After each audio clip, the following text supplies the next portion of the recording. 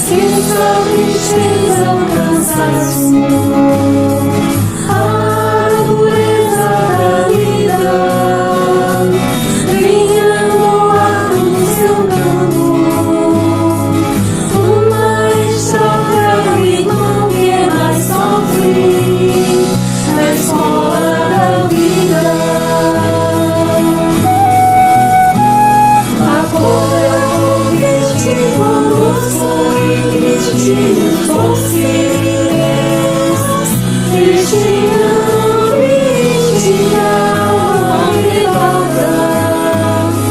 Luz está engraçada, anunciando a presença de Deus. Anunciando a presença de Deus.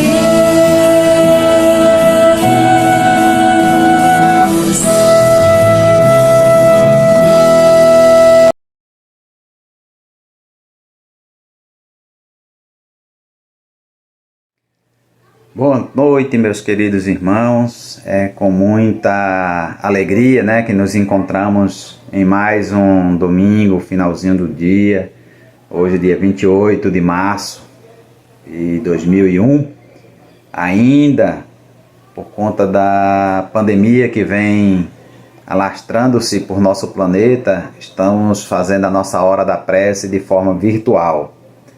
Mas graças às bênçãos do nosso Criador e o avanço da tecnologia, podemos manter as nossas atividades, né, da Casa de Francisco de Assis, do nosso Cefa querido, em andamento. E a Hora da Prece é uma dessas atividades que fazemos todos os domingos a partir das 18 horas, das 18 às 19 horas. Então, o coração cheio de alegria, que eu quero convidar todos vocês, como sempre fazemos nos momentos que vamos nos reunir, fazermos uma prece, levarmos os nossos pensamentos e os nossos sentimentos ao nosso Criador, ao nosso Deus de misericórdia e bondade, ao nosso Mestre Jesus, nosso modelo e guia, nosso condutor celestial, rogando a Ele e aos amigos espirituais, aos anjos protetores que nos acompanham nessa atividade, nossos irmãos amorosos do mundo espiritual que nos ajudam no desenvolvimento das atividades do Cefa e na nossa condução como seres humanos, rogando a sua paz, o seu amparo, as suas luzes amorosas, seus bálsamos salutares, e que nos inspire, a mim e aos colegas que irão fazer uso da palavra, no bom entendimento dos estudos das leis naturais e dos ensinamentos do Mestre Jesus.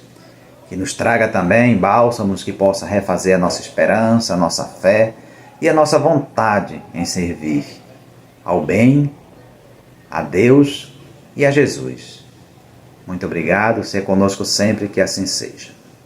Meus irmãos, como sempre fazemos, eu vou fazer a leitura de uma mensagem do livro Pão Nosso, livro Psicografia de Chico Xavier, né, trazendo reflexões pelo nosso querido Espírito Emmanuel. E eu escolhi para hoje o item 66, que tem como título Boa Vontade, né?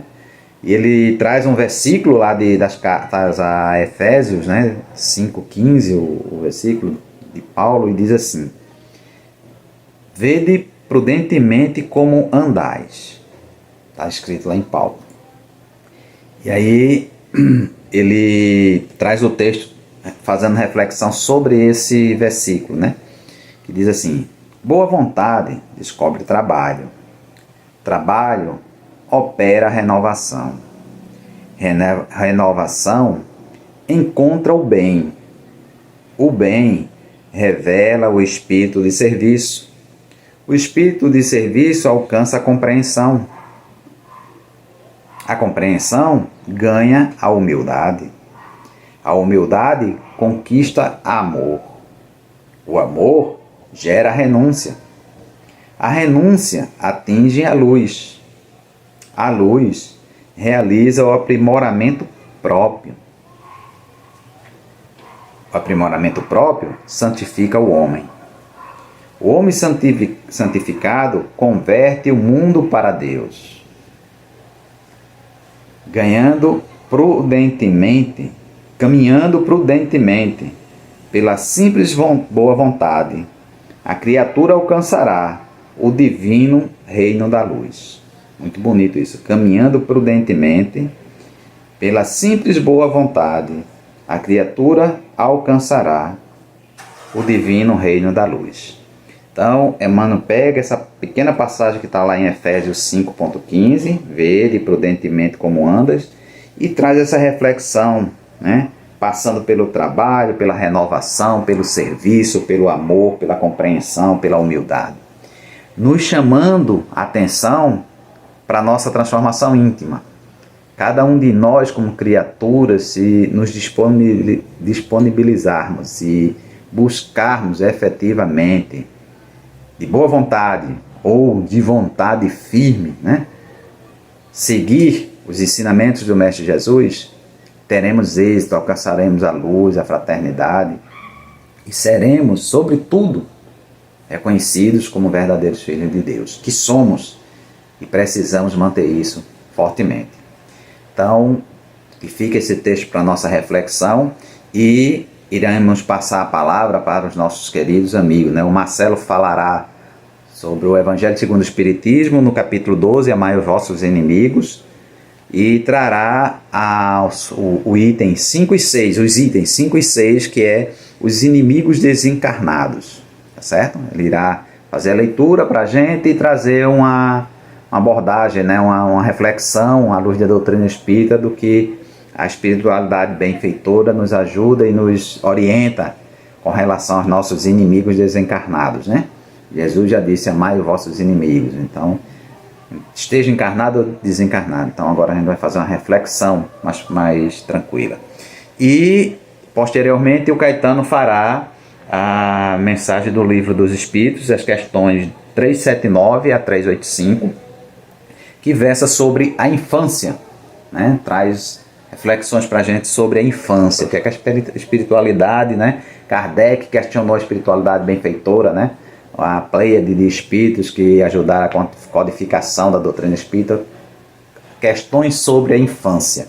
Então, o Caetano fará reflexões sobre essas questões para que a gente possa refletir na tarde de hoje, nessa 1 hora que iremos passar juntos. Então, meus irmãos, eu agradeço a presença, né, e a audiência de vocês através das mídias sociais do Francisco de Assis. Rogo a Deus a esperança, a paz, tranquilidade para todos nós e que tenhamos vontade, né, de nos colocar em ação como trouxe Emmanuel na mensagem. Muita paz a todos e passo a palavra para os meus companheiros de caminhada. Muito obrigado, até mais.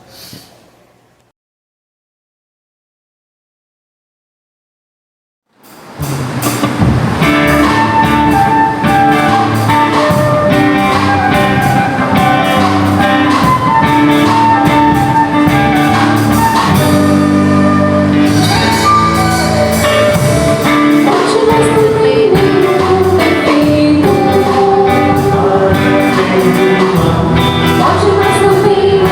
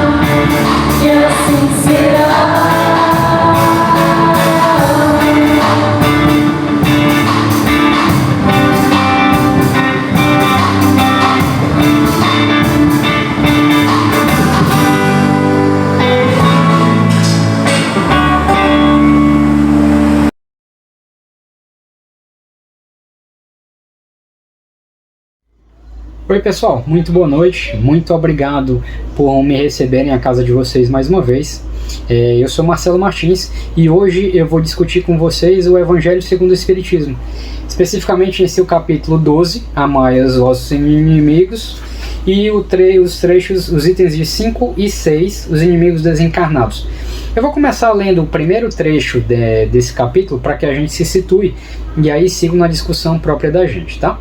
Esse trecho que eu vou ler agora é tirado diretamente da Bíblia, os demais são discussões espíritas. E pagar o mal com o bem diz o seguinte: Jesus disse para aqueles que o escutavam: aprenderam o que foi dito, amem o próximo e odeiem os inimigos. Porém, eu digo a vocês, amem os inimigos, façam o bem para aqueles que odeiam, orem por aqueles que os perseguem e caluniam, para que sejam filhos do meu Pai que está nos céus, que faz nascer o sol sobre os bons e os maus, e faz chover sobre os justos e os injustos. Pois, se amarem apenas os que amam vocês, que recompensa terão? Os publicanos não fazem o mesmo? E se saudarem apenas os irmãos mais próximos, o que estarão fazendo mais do que os outros? Os pagãos também não fazem o mesmo? Porém, eu digo a vocês que se não aplicarem uma justiça maior e mais perfeita que a dos escribas e fariseus, jamais entrarão no reino dos céus. Mateus capítulo 5, versículos 5 a 20. E o trecho 5 a 6 diz o seguinte: inimigos desencarnados. O espírita tem ainda outros motivos para perdoar os seus inimigos. Ele sabe que a maldade não é o estado permanente dos homens, mas que ela é fruto de uma imperfeição temporária. Assim como a criança que se corrige seus defeitos, o homem mau um dia reconhecerá os seus erros e se tornará bom. O espírita também sabe que a morte apenas o deixa livre da presença material do seu inimigo, e que esse pode persegui-lo com seu ódio, mesmo após ter deixado a terra. Sabe que qualquer vingança que fizer não atingirá seu objetivo, pelo contrário, vai trazer um desgaste ainda maior que muitas vezes passa de uma existência a outra. Cabia ao Espiritismo demonstrar pela existência das leis que regem as relações do mundo visível com o mundo invisível que a expressão extinguir o ódio com sangue é completamente falsa, pois o sangue realimenta o ódio, mesmo após a pessoa ter desencarnado. Desse modo, o Espiritismo apresenta uma utilidade prática para o ato de perdoar e para o sublime ensinamento do Cristo: amem os seus inimigos. Não existe coração tão perverso que não se deixe tocar pelas boas ações, mesmo a contragosto. Pelo bom proceder, elimina-se todo e qualquer motivo para a vingança.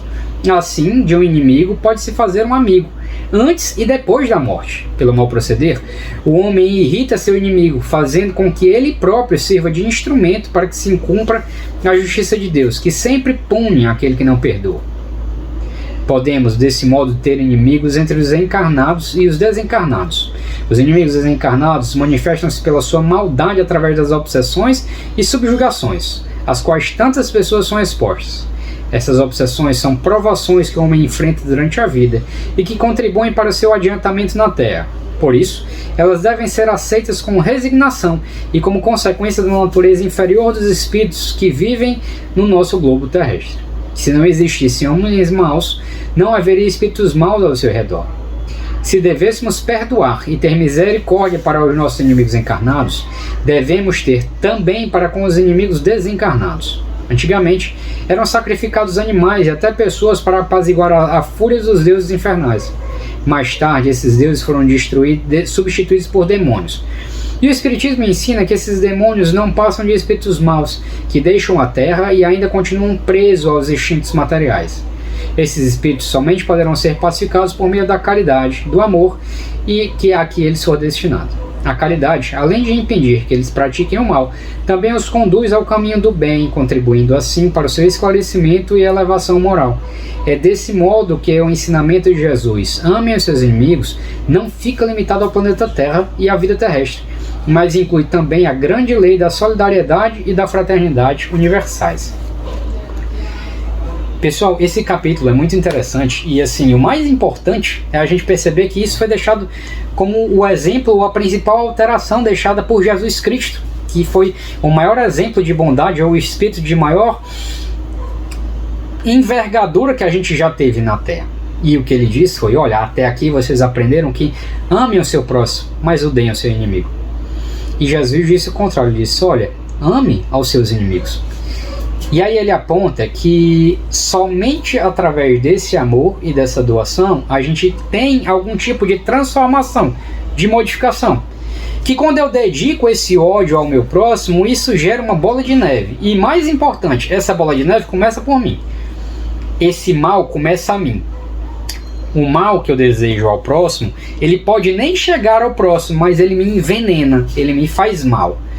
E por um outro lado, se eu consigo transferir para ele algum perfume, alguma alteração, algum esclarecimento, isso o modificará.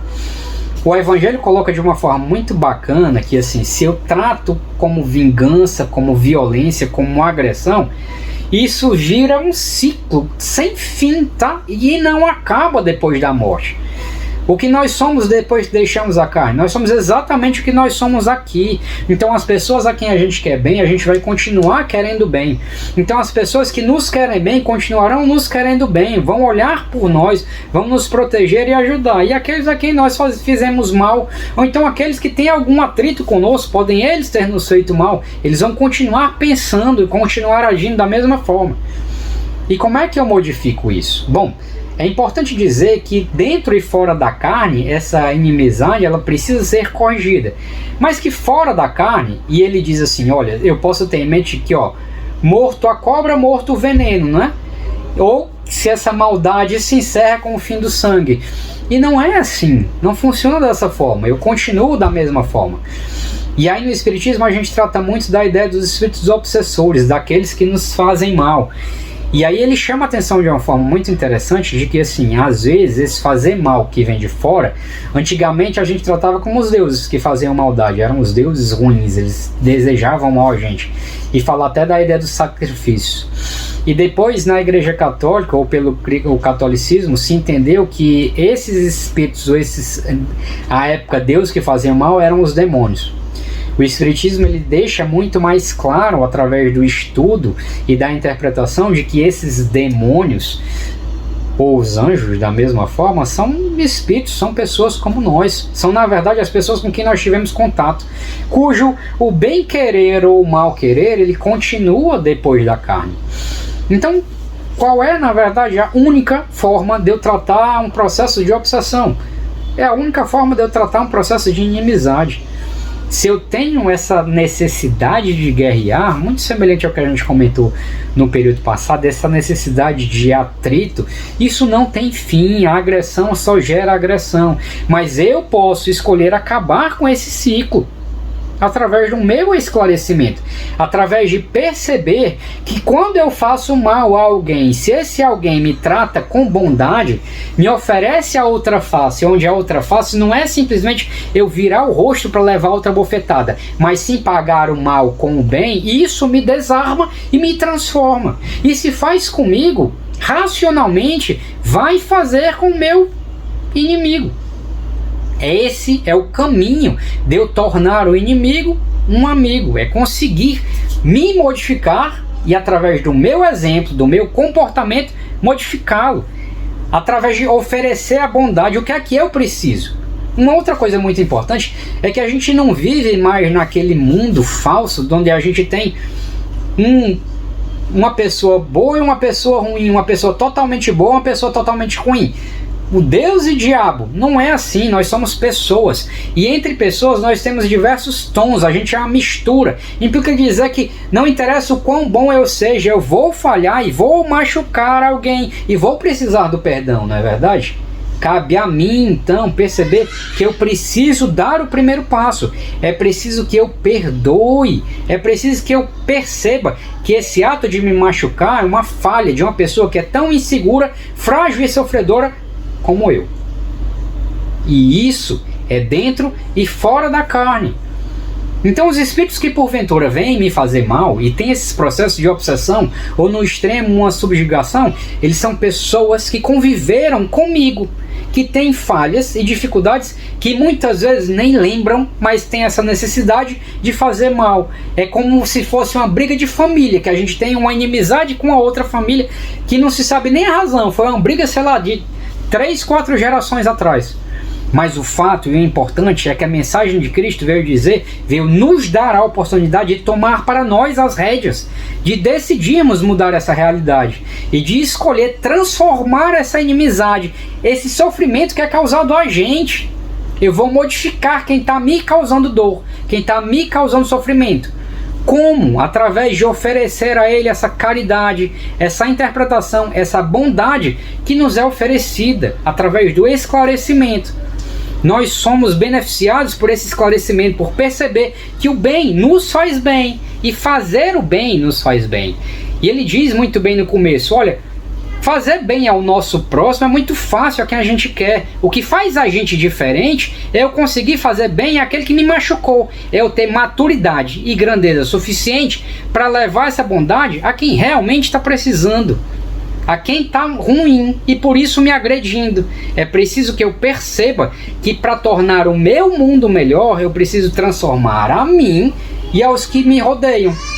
E como fazer o meu mundo melhor de forma tão mais direta do que melhorar aquele que está me fazendo mal?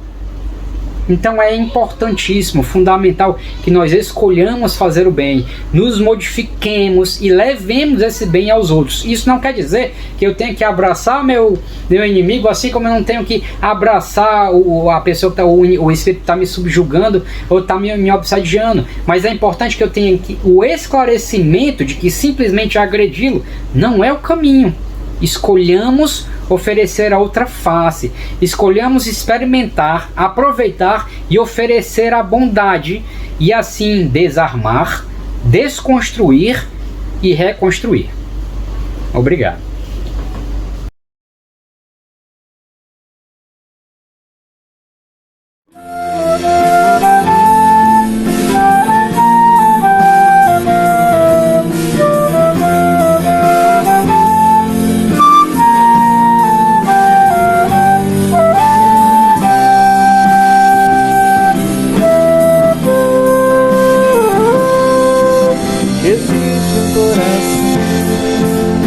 Pulsar dentro de ti, existe em teu olhar tanta poesia que me faz sonhar.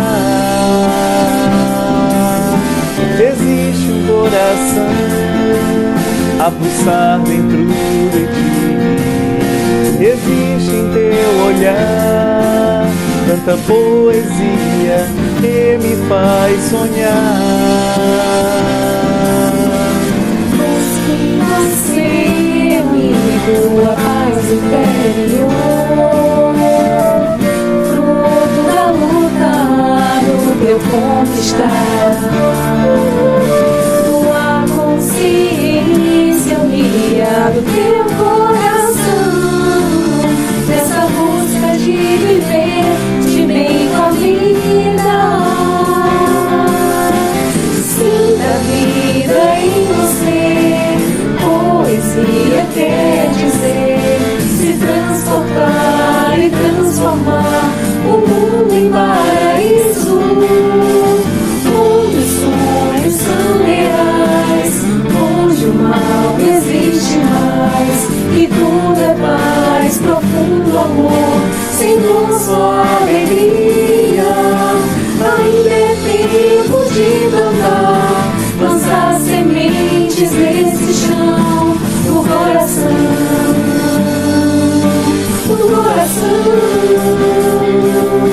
em gestos simples de amor, na vida a dois ou como for, com coração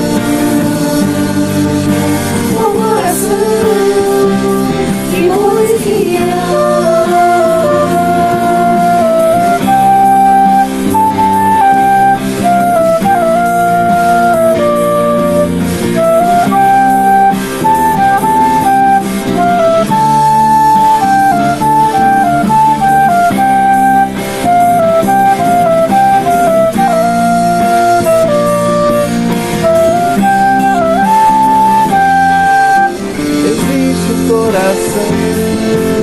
A pulsar dentro de ti, existe em teu olhar tanta poesia que lhe faz sonhar.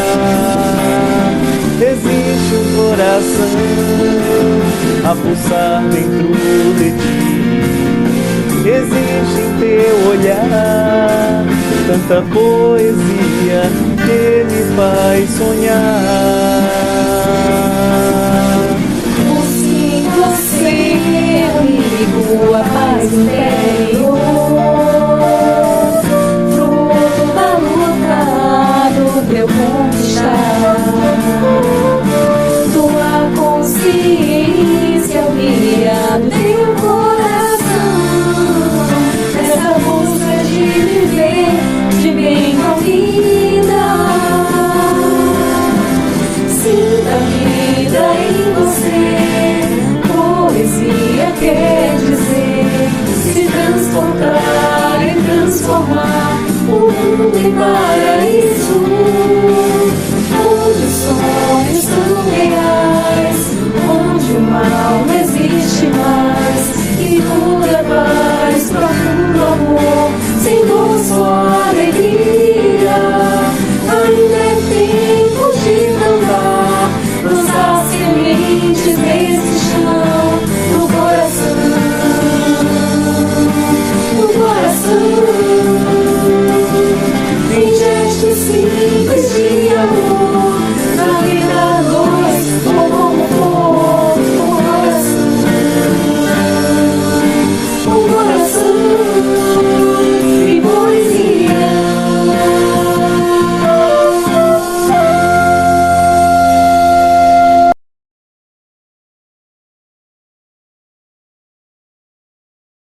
Oi pessoal, boa noite, muita paz a todos, né? Estamos aqui mais uma vez na hora da prece, tá? E hoje eu vim conversar um pouquinho com vocês sobre o Livro dos Espíritos, né? No capítulo 7, tá? Do livro 2º, que trata sobre a infância, né? Que vai da pergunta 379 até a pergunta 385, tá?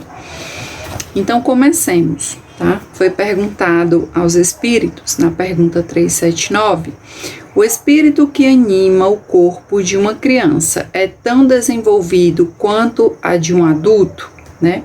E os espíritos responderam, pode ser mais, se mais progrediu, né?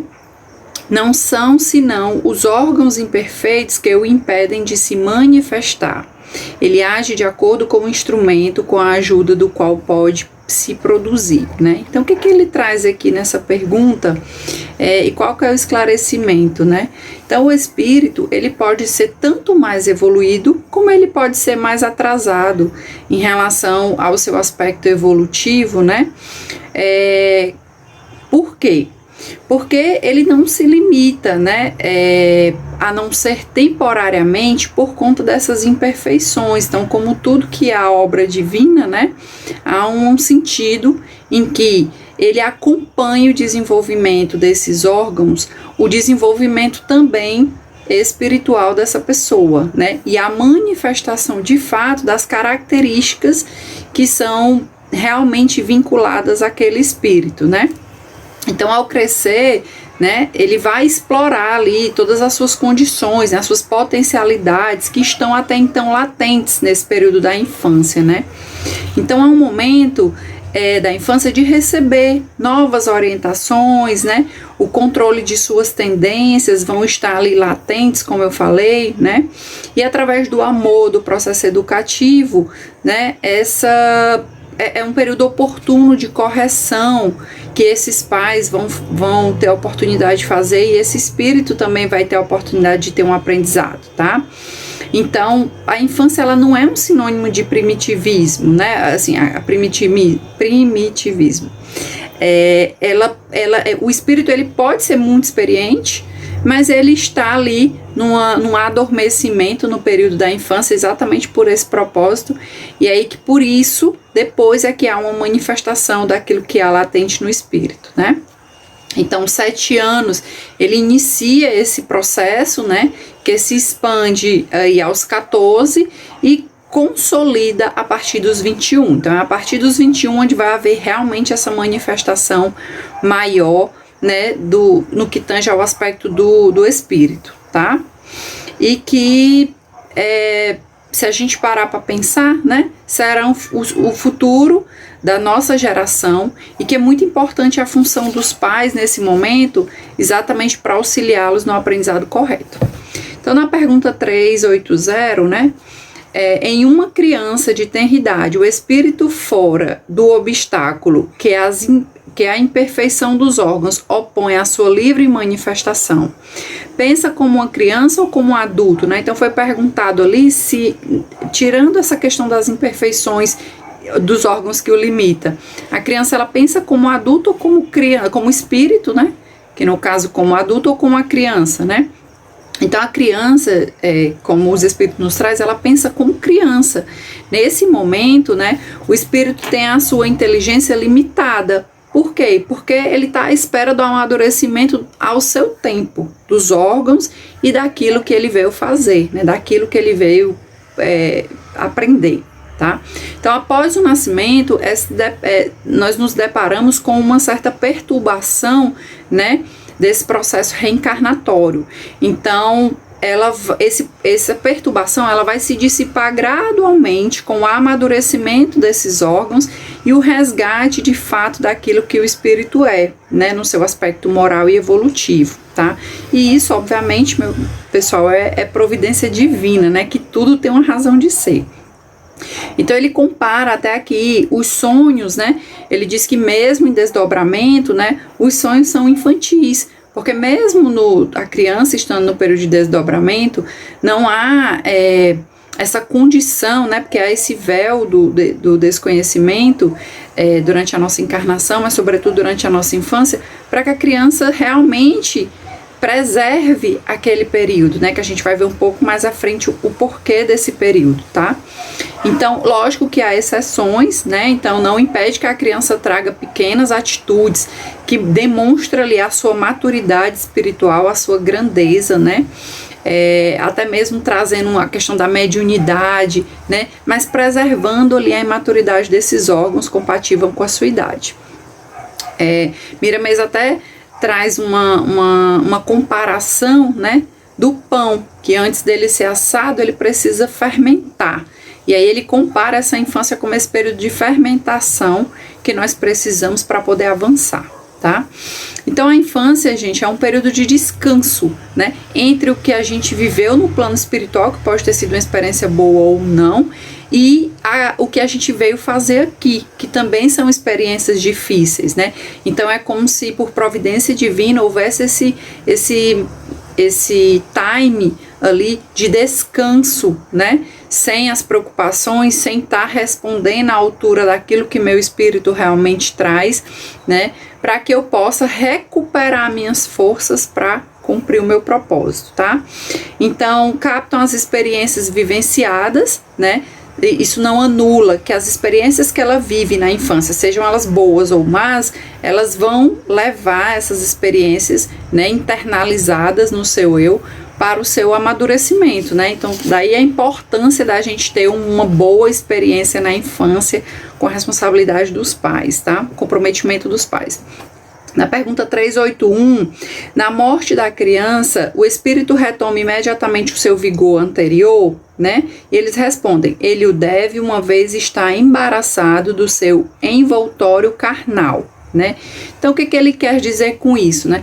Essa criança, quando ela desencarna, ainda na infância, né, ela retoma logo o seu aspecto de maturidade espiritual com o qual está aí isenta durante o período da infância, né? E os espíritos falam que depende esse tempo entre ele resgatar essa maturidade que ele tem espiritual, vai depender muito da própria evolução do espírito.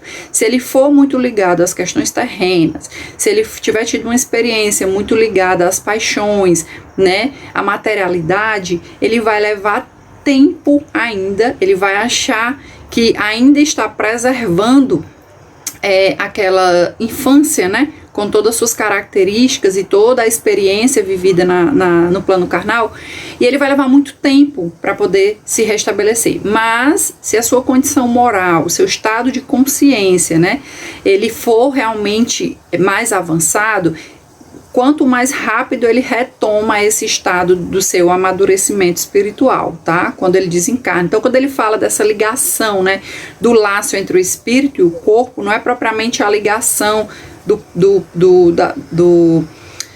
corpo material e o espírito, né, que acontece na hora do processo de desencarne, mas e sim desses laços, né, que o ligam até o plano espiritual e que ainda são resquícios, né, daquilo que ele viveu no plano material, tá, no plano carnal.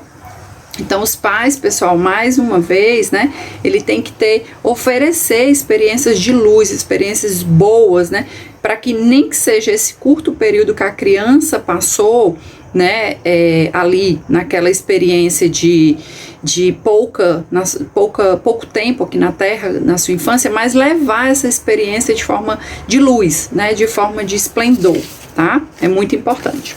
Na pergunta 382, o espírito encarnado sofre durante a infância com o constrangimento que ele impõe à imperfeição de seus órgãos, né? Então ele está aqui perguntando se o espírito ele sofre por conta, né, dessa incapacidade, vamos dizer assim, temporária que os órgãos imaturos oferecem na infância, né? E os espíritos respondem que não, né? Que isso é uma necessidade, tá, para o espírito. Há um repouso para o espírito entre o plano espiritual, como eu falei, e o plano carnal, né? Então tudo como a providência divina, misericórdia divina, né? Isso ocorre tanto, né, pelo sofrimento que ocorreu no plano espiritual, como eu já falei, né? Ele vem de uma experiência do plano espiritual, de mundos não muito bem desenvolvidos, e aí ele vai descansar nesse período de infância para que ele resgate forças para avançar para as experiências que ele veio fazer aqui na Terra, né, e avançar no seu progresso moral, tá? Então é como se fosse um resgate de forças mesmo esse período.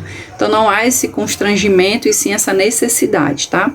E a imperfeição dos órgãos na infância, ela já evidencia aí que a criança não precisa responder ao tanto de maturidade que está sendo exigido já aqui no plano espiritual, né?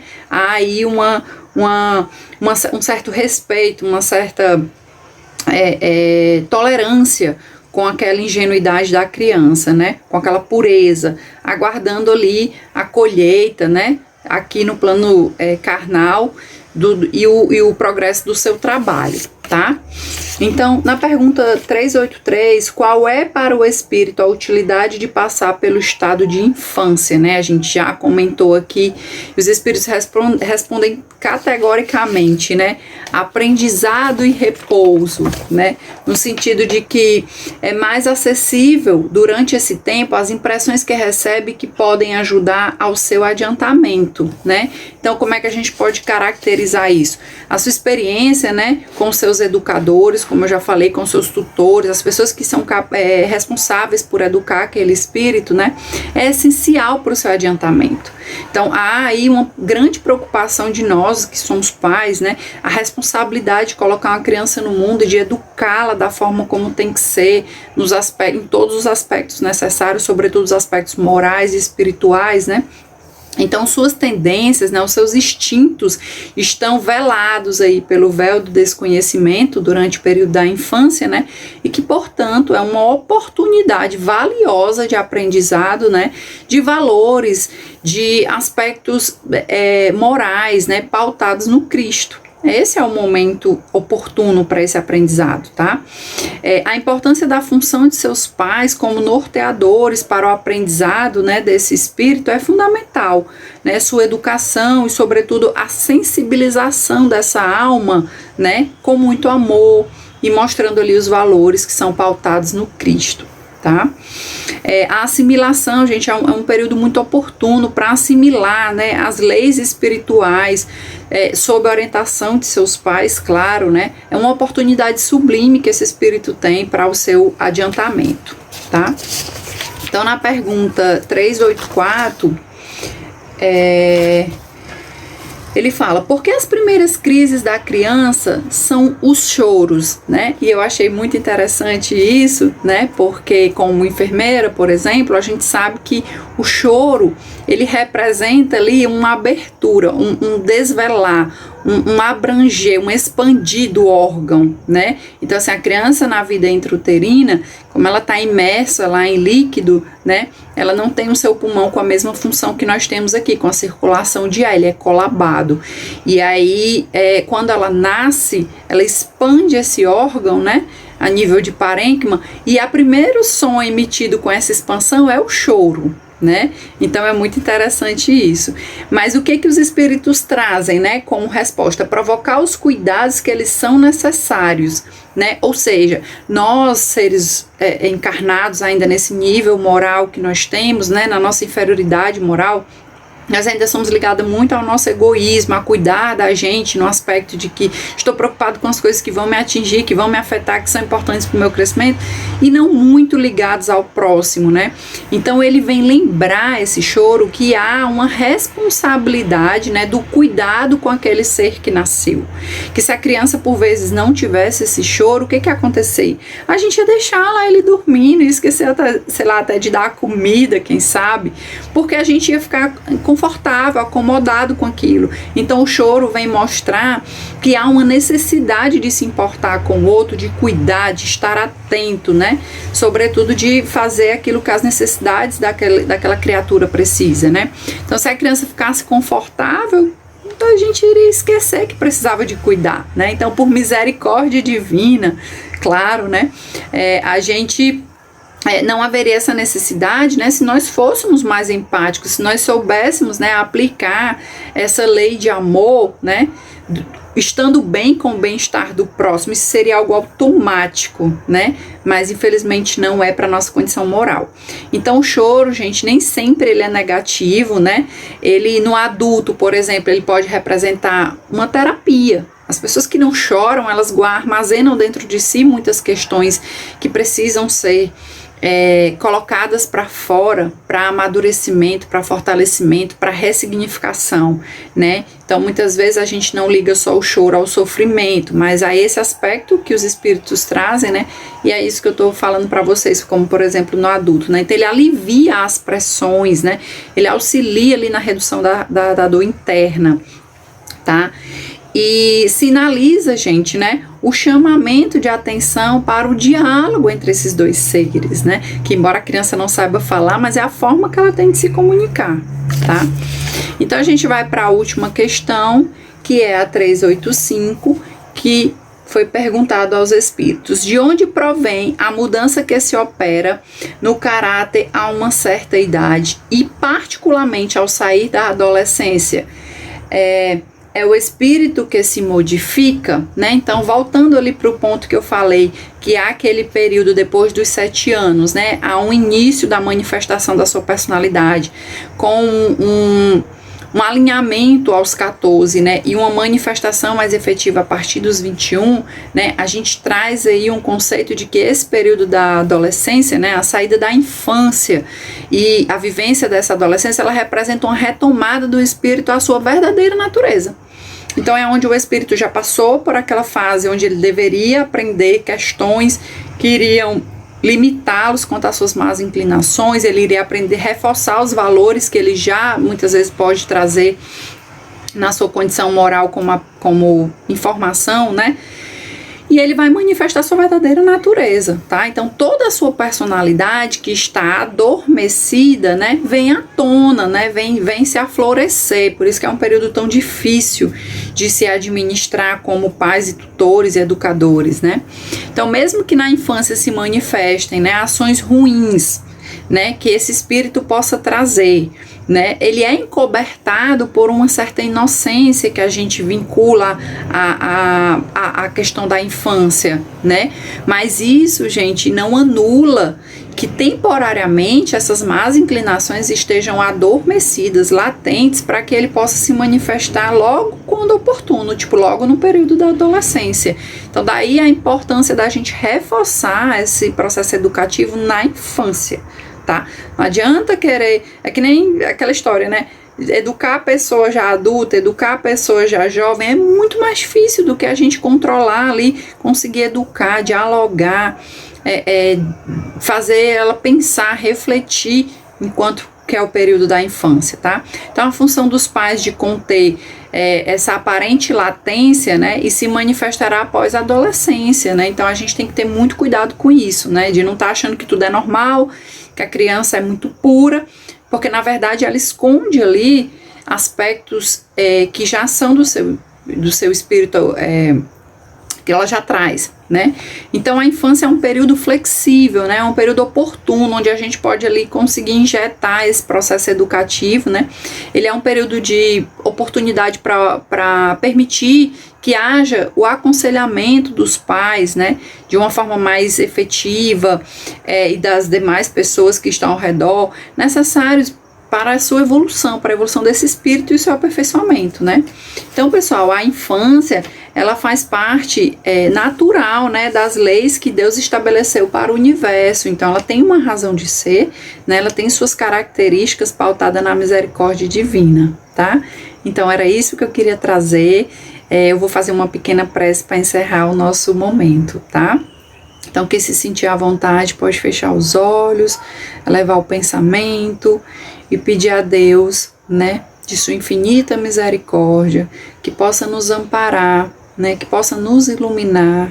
Nós que somos pais, que somos educadores, que participamos diretamente da educação de crianças ou de pessoas, né, que a gente possa ter o discernimento, que a gente possa ter o guiar de Deus, né, para nos amparar sempre, de dar as boas informações, de dar ali, trazer as leis, né, que Deus nos deixou, a lei de amor, né, para que essa criança que já é espírito, né, possa internalizar esses valores, né, e que possam frutificar, né, que possam dar frutos a partir do seu período de adolescência, quando resgata ali o seu aspecto mais verdadeiro do seu ser, e que ele possa nortear, né, para a progressão desse espírito, tá?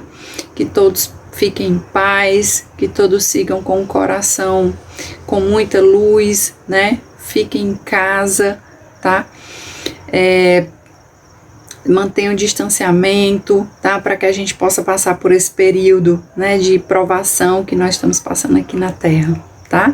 Um beijo grande e até a próxima hora da prece. Um abraço.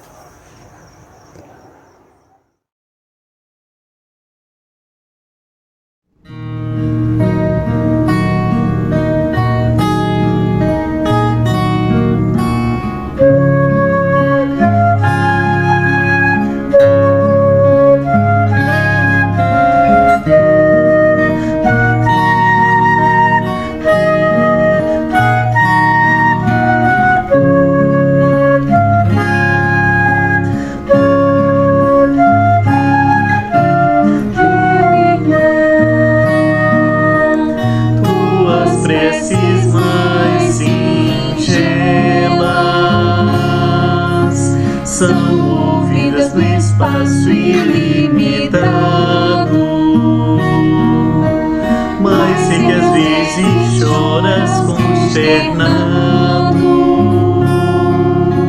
ao silêncio da força que interpelas, pobre ao templo interno e abandonado, a mais alta de todas as capelas, e as respostas mais lúcidas e belas hão de fazer-te alegre e deslumbrado, meu irmão.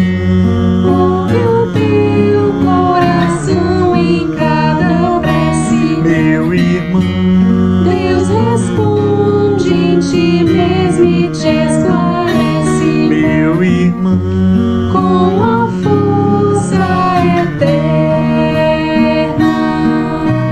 da consolação.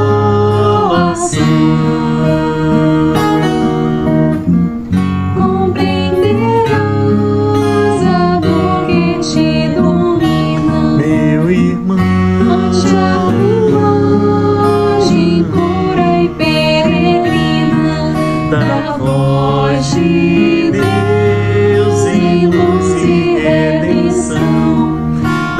voz de Deus em luz e redenção.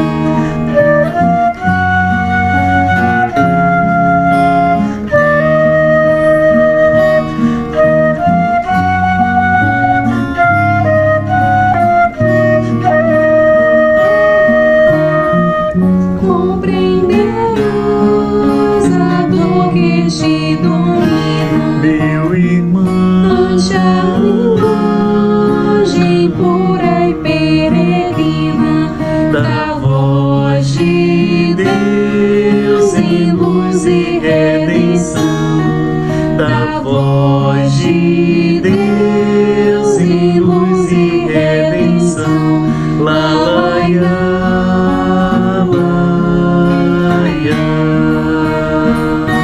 La la ya, la ya.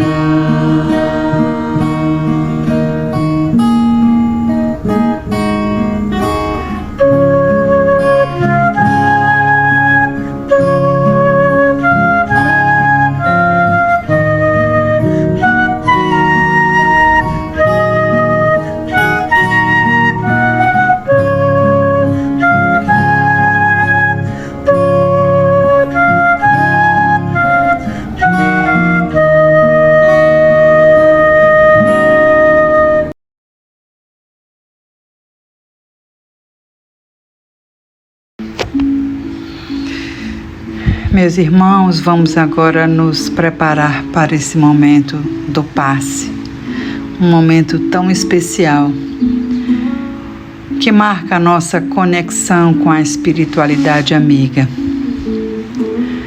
Procuremos relaxar,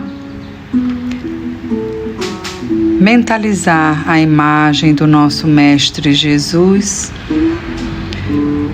enviando os seus bons emissários, espíritos amigos, que acompanham os trabalhos da nossa casa Francisco de Assis, a nos alcançar em nossas residências. A aproximação desses irmãos, nós já sentimos o nosso coração pulsar em outra sintonia. Agradeçamos ao Pai esta assistência e observemos agora todas as benesses que recebemos por meio desses irmãos amigos, que neste momento nos aplicam passes dispersivos, livrando-nos das energias deletérias que nos envolvemos pela nossa falta de controle dos nossos pensamentos, dos nossos sentimentos e das nossas atitudes. Os irmãos, em movimentos ritmados, nos livram dessas energias, equalizam nossos centros de força, preparam-nos para recebermos agora as energias curativas, consoladoras, calmantes e revigorantes que eles derramam sobre nós e que nós absorvemos por todos os nossos centros de força. Inspiremos profundamente para guardar essa sensação de paz, de amor e de serenidade em nosso espírito. Plenos dessas boas energias, pensemos agora em nossos irmãos que estão em sofrimento neste momento, por todos aqueles que padecem nessa pandemia, pelos que atuam na linha de frente da condução desses processos, que todos eles possam receber também essas emanações de luz, enchendo os corações de amor, de confiança e de entrega ao nosso Pai Celestial. Neste clima de serenidade, agradeçamos a Deus por esta oportunidade. Que a paz e a luz do nosso Mestre Jesus esteja conosco, hoje e sempre. Assim seja.